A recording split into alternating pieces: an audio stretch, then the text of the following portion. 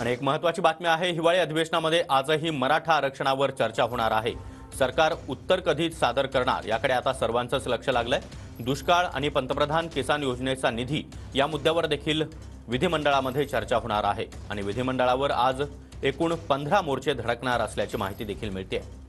आणि या संदर्भात अधिक माहिती देण्यासाठी आमचे प्रतिनिधी गजानन उमाटे सध्या आपल्यासोबत आहेत। गजानन, आज तिसरा दिवस आहे, सलग तिसऱ्या दिवशी मराठा आरक्षणावर चर्चा होण्याची शक्यता, त्याचबरोबर अजून 15 मोर्चे आज धडकणार असल्याचं कळतंय। नक्कीच मराठा आरक्षणावर चर्चेचा आजचा तिसरा दिवस आहे। जवळपास 100 पेक्षा जास्त विधानसभा सदस्य जे आहे ते या चर्चेत सहभागी झालेले आहेत। त्यामुळे वेगळे विरोधकांची नेमकी मराठा आरक्षणावर काय मतं आहे आणि सगळ्यात महत्त्वाचं सरकार या आरक्षणाच्या चर्चेवर काय रिप्लाय करतं याकडे सगळ्यांच्या नजरा लागलेल्या आहे। त्यासोबतच आजचा महत्त्वाचा दिवस, कारण की काल जुन्या पेन्शन मध्यवर्ती संघटनेसोबत सरकारची बैठक झाली आणि कुठलाही तोडगा निघाला नाही। त्यामुळे मध्यवर्ती कर्मचारी संघटनेनं आजपासून महाराष्ट्रात संप पुकारलेला आहे आणि त्याचे पडसाद दोन्ही सभागृहात उमटण्याची शक्यता आहे। कारण की परवाचा भला मोठा मोर्चा जो आहे तो विधान भवनावर धडकला होता। त्यानंतर 2 दिवस बैठकांचं सत्र चाललं, परंतु तोडगा काही निघालेला नाही। तोही मुद्दा या ठिकाणी गाजण्याची शक्यता आहे।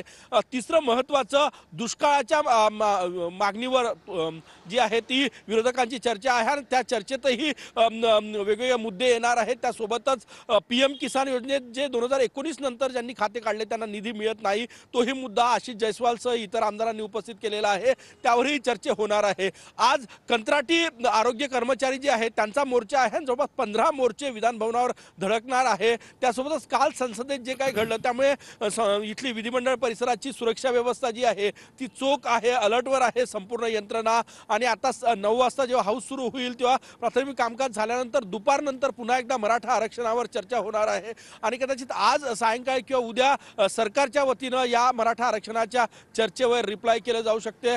काल धारावीचा मुद्दा घेऊन विरोधक आक्रमक होते, आजही विरोधक जे आहे ते आक्रमक असण्याची शक्यता वर्तवली जाते।